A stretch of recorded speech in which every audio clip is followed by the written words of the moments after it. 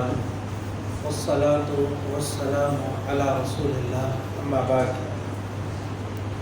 अज़ीज़ान गिरामी, शरीयत के अहकाम जिन मक़ासद के तहत जारी होते हैं या जारी हुए, इन मक़ासद में से एक बड़ा मकसद हिफ़्ज़ुल माल है कि लोगों के माल की हिफाजत करें। उस माल की हिफाजत की खातिर सबसे बड़ा ज़रिया उस माल के ज़ाया होने का वो चोरी है। इसलिए शरीयत ने चोरी के बारे में बड़े ही सख्त अहकाम दिए हैं।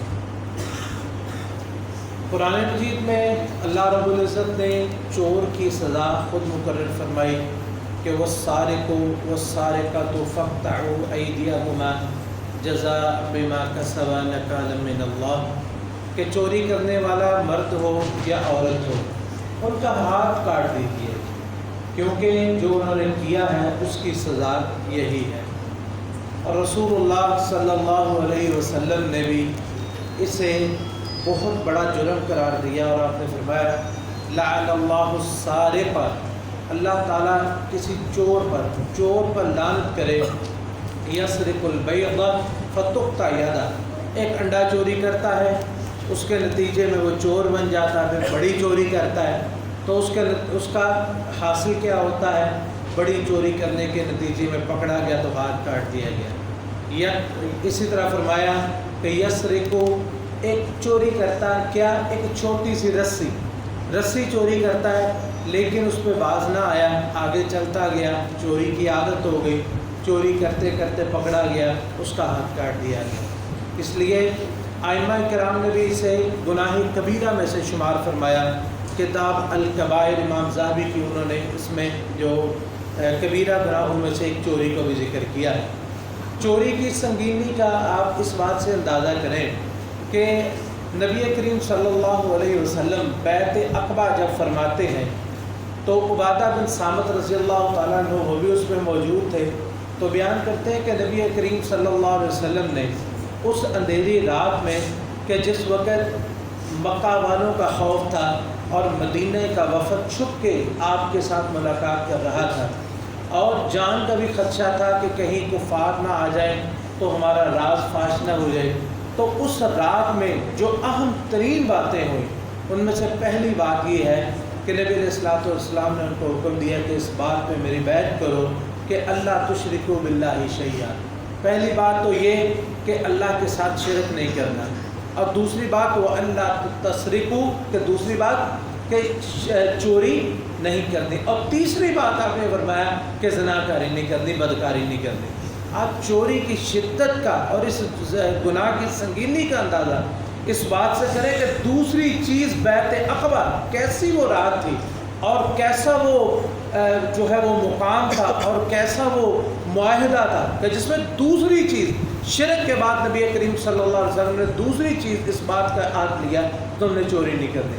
और कुरान मजीद में अल्लाह रब्बुल इज़्ज़त ने भी यही फरमाया सूरह मुम्तहिना में कि इज़ा जाअकल मुअमिनात, ए पैगम्बर अलैहिस्सलातु वस्सलाम, जब आपके पास मक्का से मोमिना औरतें तशरीफ़ लाएँ तो आपने उनसे बैत लेनी है। तो उनमें से पहली बात ये है कि अल्लाह के साथ शिरक नहीं करना, और दूसरी इस बात पे बैत लेनी है कि वो अल्लाह यसरिक़ना, कि वो चोरी नहीं करेंगी। और हज़रत आयशा सिद्दीक़ा रज़ियल्लाहु अन्हा फरमाती हैं कि नबी करीम सल्लल्लाहु अलैहि वसल्लम इसी बात से बैत लेते होते थे। पहली बात ये कि अल्लाह के साथ शिरक नहीं करना, और दूसरी बात ये कि चोरी नहीं करनी। और चोरी कितना बड़ा संगीन जुर्म है कि सिर्फ उसका निसाब क्या है? कोई शख्स अगर रुबो दिनार कितना उसका निसाब है? रुबो दिनार, एक दिनार 4.25 ग्राम सोने का होता है। लेकिन अगर कोई शख्स रुबो दिनार यानी उस दिनार का चौथा हिस्सा यानी 1.06 ग्राम, 1.06 ग्राम सोना इसके बराबर को चोरी करता है तो उसका हाथ काट दिया जाएगा। और इस हाथ का आप अंदाज़ा करें, इस हाथ की कीमत क्या है? इस हाथ को अगर कोई गलत जो है किसी का हाथ काट देता है ज़्यादती से, तो उसे इस हाथ के बदले में या तो हाथ कटवाना पड़ेगा یا 500 دینار یا اسے 50 اونٹ اس کے بدلے میں دینا پڑیں گے۔ تو اسی بات پہ بعض لوگوں نے اعتراض کیا کہ دیکھیں کہ جس ہاتھ کی قیمت جو ہے وہ 50 اونٹ ہے یا 500 دینار جس کی قیمت ہے، اس کو ربع دینار میں یعنی اس سے 2000 گنا کم 2000 گنا کم قیمت پہ کیسے کاٹا جائے گا؟ تو اس کا جواب علماء نے بڑے بڑے خوبصورت جواب دیے۔ تو ان جوابوں میں سے ایک جواب یہ ہے کہ جب وہ اللہ کی فرما بردار تھا یہ ہاتھ، تو اس کی قیمت 500 دینار 500 دینار کی لگی۔ کتنے 500 دینار ہوئے؟ یہ 4 گرام کو 500 سے ضرب دے، یہ تقریباً 2 کلو شاید سونا اتنا بنتا ہے۔ 4 گرام 2 کلو سے زیادہ سونا بنتا ہے جو اس ہاتھ کی دیت بنتی ہے۔ اور لیکن جب یہ اللہ کا نافرمان ہوا تو اس کی قیمت جو ہے وہ چند روپے رہ گئی، صرف ربع دینار جو ہے وہ اس کی قیمت رہ گئی، یہ اتنی اس کی قیمت رہی۔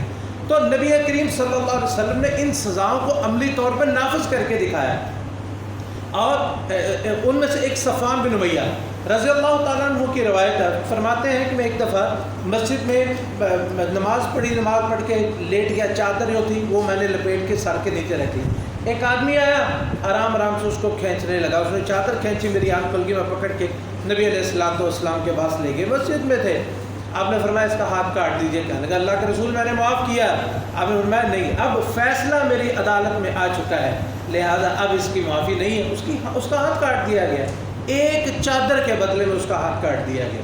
اور اسی طرح ایک عورت تھی بنو مخزوم قبیلہ، جو وہاں کا سب سے اونچا قبیلہ شمار ہوتا تھا، اس کی ایک عورت تھی، اس کا کام کیا تھا، وہ کسی سے کوئی چیز ادھار مانگتی، گھر کا چیز کیا کہ ایک دفعہ اس نے زیورات لوگوں سے مانگ لیے، اس سے بھی لے لیے، اس سے بھی تو لے کے وہ واپسی کا انہوں نے مطالبہ کیا، کہنے لگے کون سے زیور؟ آپ نے حکم دیا واپس کرو، کہنے لگے جی میں ہے ہی نہیں میرے پاس، کوئی بھی نہیں۔ تو شہادتیں کٹھی ہوئی، پتہ چلا واقعی اس کا کام ہی یہ ہے، اب میں اس کا ہاتھ کاٹ دیا جائے، فیصلہ نافذ ہو گیا۔ اب وہ لوگ حیران، ایک دم پریشان، وہ تو جو اس کی حالت ہوئی اور باقی پورا بنو مخزوم قبیلہ وہ پریشان ہو گیا کہ ہماری تو ناک کٹ جائے گی، اتنے اونچے قبیلے کی عورت، اس کا جو ہے وہ ہاتھ کاٹ دیا جائے گا۔ نبی علیہ السلام نے تو حکم دے دیا اب تو کٹنا ہی کٹنا ہے۔ چنانچہ سارے لوگ اکٹھے ہوئے، بھی اب کیا کیا جائے؟ کہنے لگے جی یہاں رشوت تو سوال ہی پیدا نہیں ہوتی کہ اللہ کے نبی علیہ السلام کے دربار میں کوئی سوچ بھی نہیں سکتا، وہ اس وقت یہی عام طور پہ ہوتا ہے فیصلہ بدلوانے کے لیے، یا دوسرا طریقہ ہوتا ہے سفارش پہ دلوانا۔ انہوں نے کہا جی سفارش کون کر سکتا ہے؟ آج آ کے سارا دیکھ کے نگاہ انتخاب اسامہ بن زید رضی اللہ تعالیٰ عنہ ان پہ پڑی۔ کہنے لگے یہ اللہ کے رسول کا بڑا پیارا ہے، اس کا باپ جو ہے وہ شہید ہو گیا تھا، نبی علیہ السلام کو اس سے بڑی محبت تھی، اسامہ سے بھی آپ بڑی محبت کرتے ہیں، اسامہ تیری مہربانی ہے، اللہ کے نبی علیہ السلام کے پاس ہماری سفارش کر لو، ہماری ناک نہ کٹ جائے۔ اتنے لوگ اکٹھے ہوئے تو اسامہ بھی تیار ہو گئے نبی علیہ السلام کے پاس، کہ اللہ کے رسول اس عورت کو جانے دیجیے، غلطی کر لی ہے، آئندہ نہیں کرے گی۔ آپ نے فرمایا اسامہ اتشفع فی حد من حدود اللہ کی حدوں میں سے ایک حد پہ سفارش کر رہے ہو؟ آپ کا چہرے کا رنگ بدل گیا، اور پھر آپ نے فرمایا یہ نہیں ہو سکتا۔ اور پھر شام ہوئی، آپ نے لوگوں کو اکٹھا کیا اور ان کو اکٹھا کر کے خطبہ دیا جو تاریخ میں سنہرے حروف سے لکھا گیا۔ نبی علیہ السلام نے فرمایا کہ انما اہلک الذین من قبلکم انہم اذا سرق فیہم الشریف ترکوہ واذا سرق فیہم الضعیف اقاموا علیہ الحد۔ تم سے پہلی امت اس لیے ہلاک ہوئی کہ ان میں سے کوئی صاحب شرف و منصب اور کوئی بڑے عہدے والا اور بڑے مال و دولت والا سردار آدمی کو جرم کر دیتا تو لوگ اس کو چھوڑ دیتے کہ چلو جی اس وجہ سے چھوڑ دو۔ واذا سرق فیہم الضعیف، کوئی کمزور آدمی ہوتا تو فٹافٹ پکڑ کے اس کا ہاتھ کاٹ دیتے۔ واللہ، اور لوگ کیا وہ عورت نبی علیہ السلام کی بیوی ام سلمہ کے گھر میں اس نے پناہ حاصل کر لی، کہنے لگے جی مجھے آپ کی اپنی پناہ دے دے، میرا ہاتھ کٹنے سے بچ جائے۔ آپ نے فرمایا کہ یہ میرے گھر میں آئی، میری بیوی کے پاس پناہ لینے کے لیے آئی ہے، واللہ لو ان فاطمہ بنت محمد سرقت لقطعت یدہا، اللہ کی قسم میرے جگر کا ٹکڑا فاطمہ بھی چوری کرتی تو میں آثر عام اس کا بھی ہاتھ کاٹ دیتا۔ یہ چوری جو ہے یہ اتنا بڑا جرم ہے اور اتنی بڑی اس کی سزا ہے۔ نبی علیہ السلام صلاۃ الکسوف ہم پڑھتے ہیں، یہ نبی علیہ السلام کا جو طریقہ ہے، کسوف کی نماز پڑھا رہے، اچانک آپ نے ہاتھ آگے کیا، پھر پیچھے کیا، پھر پھونکے مارنی شروع کر دی۔ صحابہ کرام پریشان ہو گئے۔ آپ نے پھر بعد میں بتایا کہ جب میں نے ہاتھ آگے کیا تھا اللہ رب العزت نے جنت میرے قریب کر دی، قریب تھا کہ میں جنت کے پھلوں میں سے کوئی پھل اتار لیتا تو تم قیامت تک اسے کھاتے رہتے، لیکن میں نے کچھ سوچ کے پھر وہ پھل نہیں اتارا، اور میں نے پھر جب میں نے پھونکے ماری تھی نا، جہنم میرے قریب کر دی گئی تھی، اتنی قریب کہ مجھے ڈر ہوا کہ اس کی گرمی کہیں تمہیں نہ جلا دے۔ میں پھونکے مار مار کے اس کی جو ہے وہ گرمی ختم کر رہا تھا۔ اور اس اہم ترین مقام میں صلاۃ الکسوف جب آپ پڑھ رہے ہیں تو آپ کو جو جہنم دکھائی گئی، جہنم کے چند نظارے صرف کروائے گئے، چند جو ہے وہ ہیبت ناک منظر آپ نے دیکھے۔ ان مناظر میں سے ایک منظر یہ کہ آپ نے کئی قسم کے چور دیکھے جو جہنم میں تھے۔ ان چوروں میں سے ایک چور وہ تھا، آپ نے فرمایا کہ وہ کیا کرتا، بیت اللہ کے ارد گرد لوگ حج کرنے کے لیے جو آتے اپنا سامان رکھ کے بیٹھے ہوتے، یہ ایک کھونٹی پکڑتا، ایک ہوتی ہے نا وہ جو عصا جو پکڑنے کے لیے ضعیفوں بزرگوں کے پاس ہوتا ہے، اس میں پکڑنے کے لیے ایک طرف سے ہینڈل سا لگا ہوتا ہے، وہ اس کو نا الٹا کر کے پکڑتا تاکہ تو کیا کرتا، منہ ادھر کر کے آرام سے کسی کا سامان جو ہے وہ اس کھونٹی میں پھنسا لیتا، اور اگر وہ دیکھ لیتا تو کیا کہ ہو غلطی تھی مجھے پتہ نہیں چلا، پتہ نہیں اس میں پھنس گئی اس کا، تو اگر پتہ نہیں چلتا آگے جا کے اس کا سامان اٹھا لیتا۔ تو آپ نے فرمایا اس شخص کو میں نے جہنم کی آگ میں جلتے ہوئے دیکھا، اور نبی علیہ الصلوۃ والسلام کی اونٹنیاں چوری ہوئی، آپ نے فرمایا اس چور کو بھی میں نے جہنم میں دیکھا۔ میرے بھائیوں، یہ چوری کا معاملہ کوئی اتنا سادہ یا اتنا آسان نہیں ہے، بڑا ہی سخت معاملہ ہے، لیکن بات یہ ہے کہ ہم یہ سمجھتے ہیں کہ چور وہی ہوتا ہے جو ہے وہ کسی کے دکان کا تالا توڑے یا جو ہے وہ کسی کے گھر کا تالا توڑ کے چوری کر لے، باقی ہمارے اندر ایسی چوریاں سرایت کر گئی ہیں ہم انہیں چوری سمجھتے ہی نہیں ہیں۔ مثلا کسی کی زمین پہ حق مار لینا، آپس میں مسئلہ ہے، ہمسائے کی زمین کی زمین میں سے تھوڑا سا حصہ لے لینا، یا گورنمنٹ کی زمین ہے وہ گورنمنٹ کی عوام کی زمین ہوتی ہے، سرکاری زمین پہ قبضہ کر لینا، فٹ پاتھ پہ قبضہ کر لینا اور اسے اپنے جو ہے وہ انڈر میں لے لینا، یہ ساری چوری ہیں۔ نبی علیہ الصلوۃ والسلام نے فرمایا کہ جس شخص نے ایک شبر یعنی ایک بالشت برابر بھی چوری کی، روز قیامت اللہ رب العزت 7 زمینیں کاٹ کے اس کا توق بنا کے اس شخص کے گلے میں ڈال دیں گے۔ کس کو اللہ کا خوف ہے؟ گلیوں کی گلیاں بند کی ہوتی ہیں، بازاروں کے بازار بند کیے ہیں، اور کسی کی زمین پہ قبضہ، کسی کے لینے دینے کا معاملہ، کسی کی زمین پہ شراکت آ جائے، زمین پہ قبضہ کر لینا کوئی بات ہی نہیں ہے، کسی کی زمین پہ تھوڑا سا ادھر کر لینا، تھوڑا سا ادھر کر لینا، اور اسی طرح دیہاتوں میں خاص طور پر جہاں وہ زرعی زمینیں ہوتی ہیں وہ گزرنے کی جگہ اس کو کاٹ کے تھوڑا سا شامل کر لیا، بننا کیا ہے، صرف ایک کمینگی ہوتی ہے انسان کی، بنتا وہی ہے جو اللہ کے دینے سے بنتا ہے۔ انہی چوریوں میں سے بعض چوریاں ایسی ہوتی ہیں جو بظاہر تو ہم اس پہ ہاتھ بے شک نہ کاٹا جائے، لیکن حقیقت میں وہ چوریاں ہوتی ہیں، اور ان چوریوں میں سے ایک چوری ہے کسی کا برانڈ نیم چوری کر لینا۔ بڑی کمپنیاں اپنے برانڈ نیم بناتی ہیں، وہ اس کو رجسٹرڈ کرواتی ہیں، اس پہ پیسہ خرچ کرتی ہیں، اور ان کو جو ہے وہ اپنے نام کرواتی ہیں، پھر اس پہ جو اس کی مشہوری پہ، لیکن ایک بندہ اٹھتا ہے آرام سے، جناب کپڑے کا اس نے 1000 2000 میٹر یا 1,00,000 2,00,000 میٹر جتنا بھی ہے وہ بنوایا، وہ اس کی اسٹیمپ اس پہ لگوا دی، اس کا نام چوری کر لیا۔ یہ کوئی معمولی بات ہے؟ یہ بھی چوری ہے، کسی کا نام چوری کر لینا۔ اور اسی طرح کسی کا کوئی علمی کام ہوتا ہے، علمی کام، اس کو چوری کر لیا جاتا ہے۔ ہمارے ایک استاد شیخ محمود صاحب ان جاتے، شیخ عبد الباری بن حماد الانصاری، انہوں نے پی ایچ ڈی کی ایک موضوع پہ، پی ایچ ڈی کہ جامع ترمذی کی روایت کے بعد آتا ہے حسن صحیح یا صحیح غریب کے اس طرح کے الفاظ، ان پہ انہوں نے 5 سال میں مدینہ یونیورسٹی میں 5 سال لگا کے اس پہ انہوں نے پی ایچ ڈی کی۔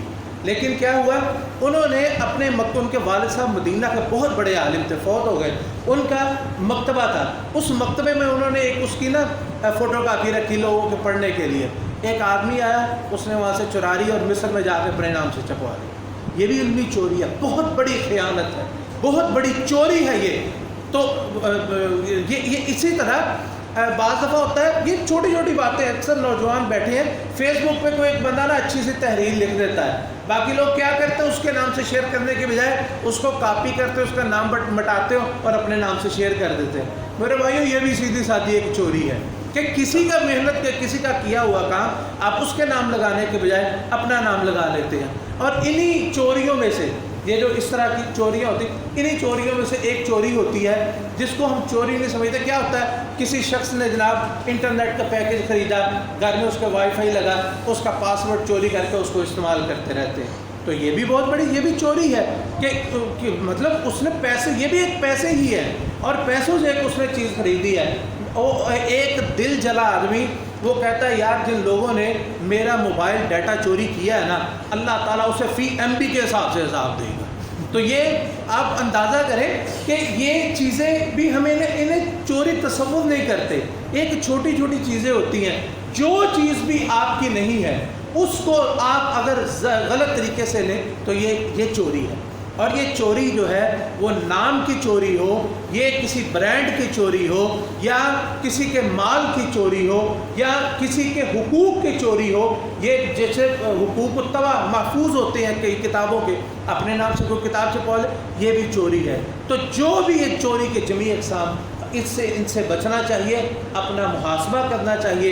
اللہ تعالی ہمیں ایمانداری اور جو ہے